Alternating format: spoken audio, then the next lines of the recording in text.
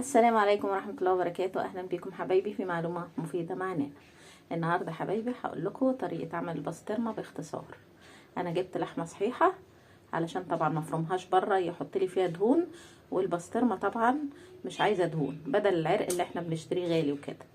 تمام. ومش عارفين مضمونة ولا لا من بره. احنا دلوقتي هنعملها باللحمة المفرومة. جبنا اللحمة وفرمناها في البيت زي ما انتم شايفين اهو يا حبايبي. انا قلت اجربها في حته صغيره هتعجبكم جدا، علشان جربتها في حته صغيره عشان لازم اما تتفرد يعني في كيس لازم تبقى رقيقه جدا، فجبتها صغيره عشان اوريها لكم. عشان ايه ما اجيبش كذا كيس، يبقى كيس واحد بس. حطينا اضافات ايه بقى، خدوا بالكم من الاضافات. حطينا معلقه حلبه مطحونه، الحلبه الحصى دي واخدين بالكم، ومعلقه بهارات صغيره، ومعلقه فلفل اسود، ومعلقه بابريكا، ومعلقه توم اللي متفرز اللي هو المفروم. تمام يا حبايبي. ده كله يتحط في المفرمه بعد ما اللحمه تتفرم. خلاص نفرمها كويس جدا جدا، لازم تبقى ناعمه وما يبقاش فيها دهون كمان.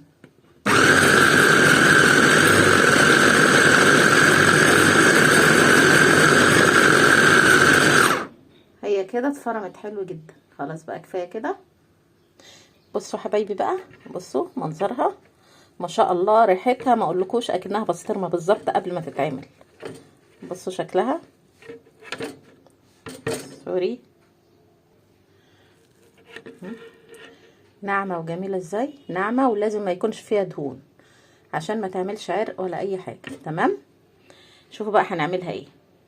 انا جبت بقى كيسين تلاجة فردتهم زي ما انتم شايفين كده.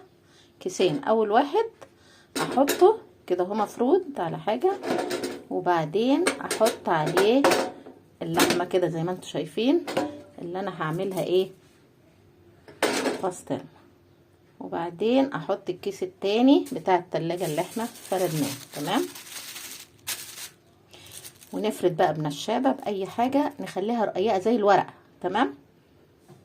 جبنا النشابه وهنفردها، وهوريها لكم ايه، هرجع لكم لما افردها. تمام. جبت بقى ايه الكوبايه دي، لازم تكون ملساء كده، عملت بيها لان الايه النشابك منها طويله عكستني. تمام يا حبايبي. بصوا يا حبايبي اهو رققتها. الحته بقى اللي انتوا شايفينها دي خفيفه، اجيب مثلا من الجناب هنا عشان تبقى متساويه، واحط ايه لحمه فيها كده وافردها تاني. تمام. بصوا حبايبي بقى عملناها ازاي. هي ريحتها اصلا ما شاء الله بسطرمه قبل ما تبقى ايه، قبل ما تستوي. بصوا الجمال اهي رقيقه ازاي، واخدين بالكم. زي ما قلت لكم بقى ايه، لو في حته كده تجيبي من الحروف وتحطي ايه فيها، وبرده تفردي لحد ما تخليها رقيقه خالص. بعد كده بقى هنعمل ايه يا حبايبي، هنقطعها بالسكينه مربعات، مدور، بكوبايه اللي يعجبك، وتحطيها في الفريزر تجمد. نقطعها بقى وهي في الكيس كده والكيس عليه عشان ما ايه ما تبص مننا. تمام يا حبايبي. نيجي كده اهو مربعات صغننه اهو زي ما انتم شايفين كده، هتتعمل بكل سهوله. خلاص بصوا حبايبي عملنا المربعات اهي، وهنحطها ايه في الفريزر زي ما قلنا، المربعات اللي انت عايزاها. تمام. تجمد بقى واوريكم هنعمل ازاي بيها ايه البيض. حطيناها يا حبايبي في الفريزر في صينيه كده، لازم تبقى مفروده طبعا. تمام. وهنطلعها ونشوف شكلها بقى ايه. بصوا حبايبي بعد ما جمدت وطلعت من الفريزر جامده ازاي اهي، شايفه اهي، شوفوا شكلها جميل ازاي ورقيق وريحتها روعه. يلا بقى نعملها ايه بالبيض. نقطع المكعبات دي اللي احنا عايزينها ونعملها بالبيض. يلا بينا، بس طبعا لازم نسويها الاول. اهو يا حبايبي الاول هنحط سمنه او زبده براحتك خالص اهو. تمام. السمنة.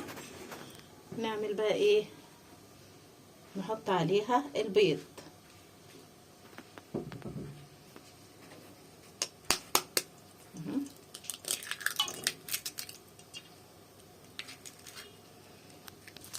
بصوا حبايبي، الاول معلش غلطنا في ديت.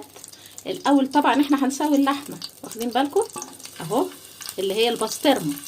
تمام، انا حطيت البيض الاول بس ما كانش ينفع احط البيض الاول، واخدين بالكم اهو. نحط ايه البسطرمه اللي احنا مجمدينها للحمه المفرومه. تمام يا حبايبي، زي ما انتم شايفين كده اهو. يعني انا بقطعها مكعبات او تقطعيها ايه حتت كده براحتك. تمام، زي ما انت شايفه كده. انا شلت البيضه لان المفروض اللحمه الاول تستوي اهو.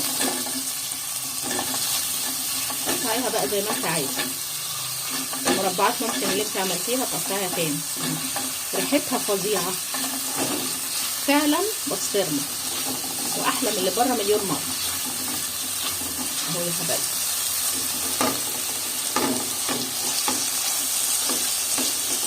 اهو تستوي خالص ونحس ان اللحمه استوت. مش البيض الاول طبعا، انا شلت البيضه علشان اللحمه تعتبر نيه. تمام اهي. ريحتها شوفوا بقى، يعني فعلا اكنها بسطرمه. نسويها سوا في الايه طبعا عشان رأيها هتستوي على طول في السمنه. تمام، هنحس ان اللحمه استوت. ما تاخدش طبعا ايه سوا لانها ايه مفرومه رقيق.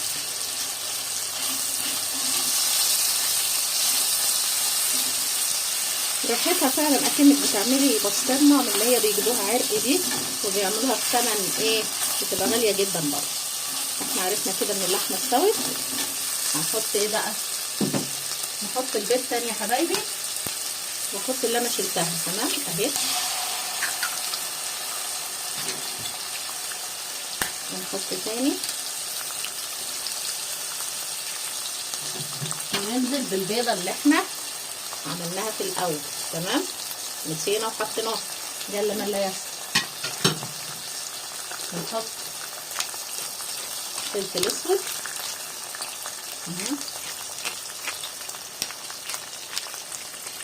وملح، بس فلفل اسود وملح زي ما بتعملي الايه البسطرمه بالظبط.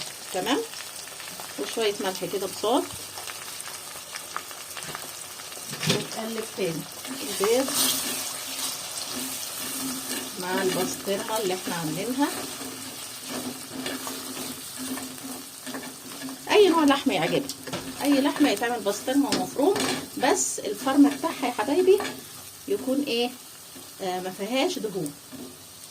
تمام،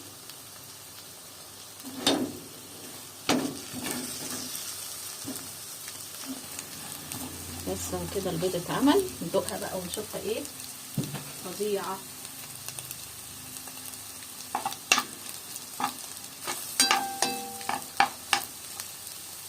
نشوف كده الطعم الجميل ده، هو منتهى الروعه وجميله جدا. اتمنى تجربوها، والسلام عليكم ورحمه الله وبركاته.